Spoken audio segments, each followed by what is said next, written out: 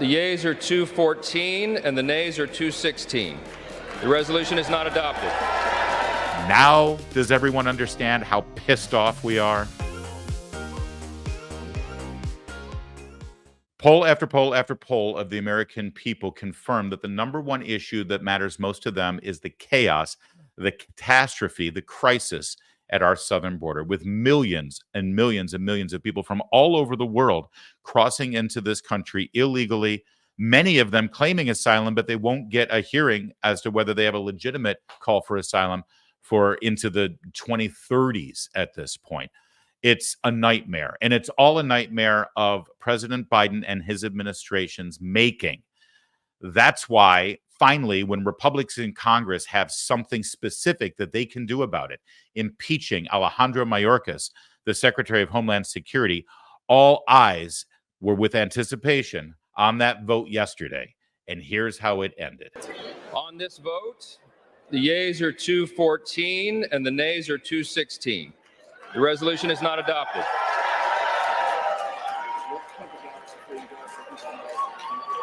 Speaker Mike Johnson looking none too pleased about that, and he has every reason to be angry. Yeah, they lost. They wanted to move forward with an impeachment, and they lost really by one vote. I know it showed by two, but it was tied 215 to 215, and that deadlock was not going anywhere.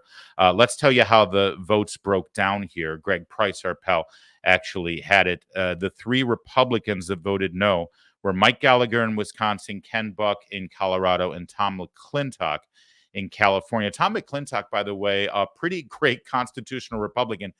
His reasoning here was that he wanted to stop the idea of impeachment being used as just a scurrilous political weapon, like it had been used against Donald Trump. He thinks that whatever Alejandro Mayorkas did, it didn't rise to the level of impeachment, high crimes, misdemeanors. And it's wrong that every Congress that comes in starts using impeachment as a weapon. And I get that. I think that the man is principled.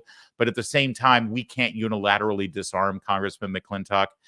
We've just seen the House of Representatives run by the Democrats use impeachment in just that manner. And sorry, we've gone past the point of playing by the rules that we'd like them to be. We have to play with the rules as they are right now. And we have seen an existential crisis in this country over impeachment, over the illegal immigration and the invasion that we've seen on our southern border. And Tom McClintock's a Californian. He knows that better than anyone. Mike Gallagher of Wisconsin has been a no on this for quite some time. He told Hugh Hewitt, our colleague on Salem Radio earlier this morning, that it's been, a month and he hasn't changed his position, as Steve Scalise, the majority whip, has been reaching out to him and trying to figure out where his vote was. So they knew that he was going to be a no on this. Ken Buck in Colorado, I can only assume that he thought that impeaching Mayorkas would help Donald Trump. And Ken Buck's entire political perspective right now is to do whatever it takes to not help Donald Trump. So that's how this shook down. And by the way, if you're doing the math, that's a 215 to 215 tie. So why did it end up 216 to 214? Who was that last Republican who flipped his vote against impeachment? We'll get the breakdown here from Fox News, and it will all seem quite clear in a moment. Now, I mentioned that Blake Moore, the Republican from Utah, he moved to reconsider the vote. This is after he switched his vote from yes to no.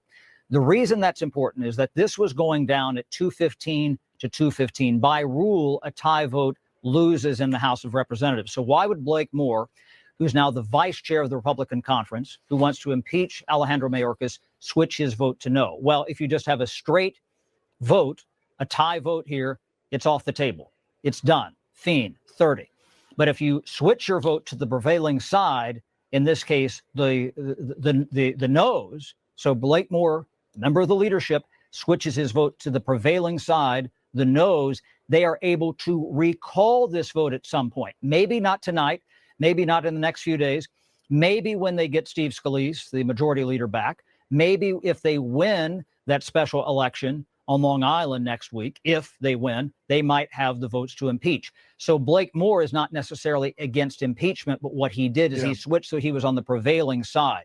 they didn't have the votes. Otherwise, this was a done deal at Right. 215 to 215. Yeah, so it was a parliamentary procedure, by the way. Chad Pegram there from Fox News with a great explanation. So now you can understand why it went the way it did. And yes, Steve Scalise, the majority whip, he is undergoing cancer treatment. He was unable to be there for the vote. And then you heard mention of this open seat right now in Long Island, where they're going to have a special election to figure out exactly whether the Republicans can add one more seat to their very slim majority or not.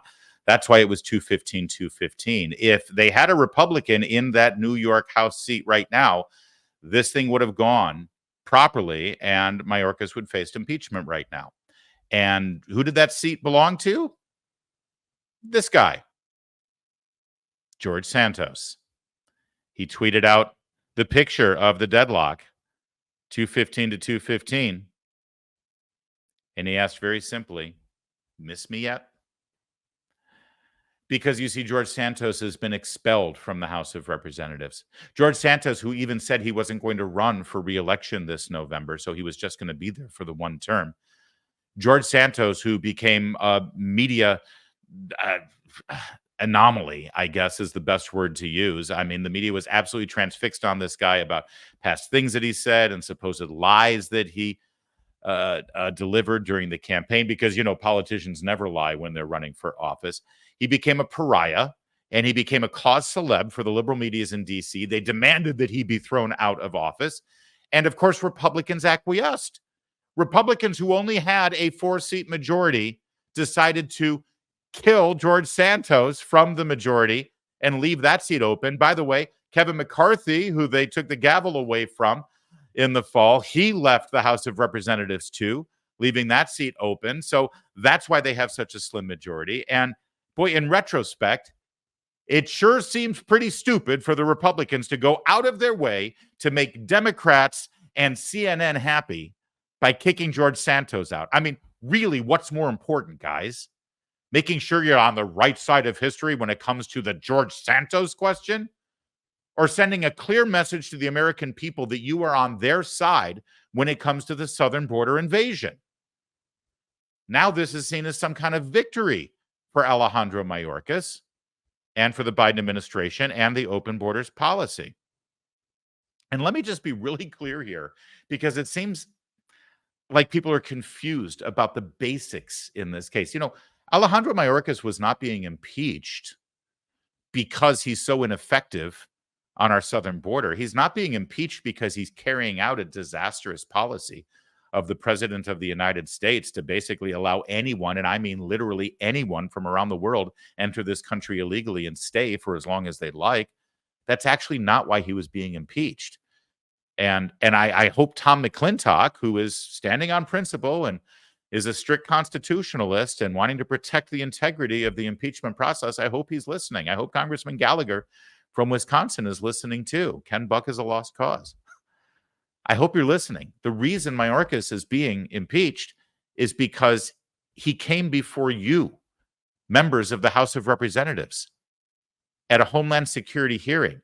He swore to tell the truth, the whole truth, and nothing but the truth. He looked you in the eyes and he said, the border is secure. And the border is not secure. And he knew the border was not secure. And the president of the United States, his boss, has been spending the last several weeks trying to take back the issue of the border for political purposes. And he himself is now saying that the border is not secure. Joe Biden is saying that the border is in chaos. Of course, he's blaming Republicans for it, laughably. But isn't it obvious that Alejandro Mayorkas lied under oath to Congress? And if you're not going to take that seriously and move to impeach the man for his bald-faced lies under oath to you, then what's the point of even swearing in witnesses at this point? Or for that matter, what's the point of having hearings? We're going to conduct a hearing now of the Homeland Security Committee, but everyone's probably just going to lie to us and we're not going to do anything about it. But let's have the hearing anyway. This is why people get so frustrated with Washington, D.C. It's why they get frustrated with the Republican Party. And it's also why they really want to shake things up. You know, after the 2016 election, when Donald Trump shocked the world and beat Hillary Clinton, I'll never forget the next morning when I started my radio program in Washington, D.C., the first words out of my mouth the day after the election of Donald Trump, I said to my audience, now does everyone understand how pissed off we are? And frankly, I think we're even more pissed now. Meanwhile, over in the White House yesterday, Karine Jean-Pierre was asked about the border, asked about Alejandro Mayorkas, asked about this impeachment process. So with the president saying today that the border is not secure and Secretary Mayorkas saying under oath to Congress that it is. Here's what I will say. Secretary Mayorkas has done everything that he can do and to deal with what's going on at the border and to deal with the broken immigration, to the point where he was part of this negotiation process that we saw the Senate go through. The president has confidence in the secretary, and I think that's what matters. That's not really an answer to the question, is it? And just to reiterate, the question was, the president is saying the border is not secure, and Alejandro Mayorkas said under oath that it is secure. So how do you square that up? And, well, basically, you just had the press secretary for the White House lying about the Mayorkas lie in the first place. But I guess that's what they do. And since we've learned now that there's no repercussions for their lies, they're just going to keep on doing it. A little bit more from Karine Jean-Pierre here. President Biden said today that the immigration system has been broken and that he intends to drive home the message that, quote, the only reason the border is not secure is Donald Trump and his MAGA Republican friends. Secretary Mayorkas repeatedly said that the border is secure, and that's one of the reasons House Republicans are trying to impeach him. Did President Biden just confirm that Mayorkas gave Congress false information when he said that the border was secure? I actually want to go back to your question. It's a ridiculous premise and a ridiculous statement that was made about this administration. So I just want to be very yes, I just want to be very, very clear. It's just ridiculous. I want to go back and attack you personally. You're ridiculous for daring to say that we're inconsistent here. Did you notice she never actually addressed the actual direct issue here? All right. The president is blaming Republicans for so-called chaos on the border and saying that the border is not secure. Alejandro Mayorkas said under oath to Congress that the border was secure. Aren't you sort of proving that Alejandro Mayorkas lied under oath, which is the reason that he's being impeached? That reporter in the White House gets it and understands it more than the three Republicans who just refused to impeach Alejandro Mayorkas. But listen, again, I hate having a downer here. I hate having a whole segment where we're just outraged over the incompetence and the inability to get the basics done. But frankly, you should be outraged. You should be angry. And we'd love to hear your outrage and angry on the comments section below. Please do.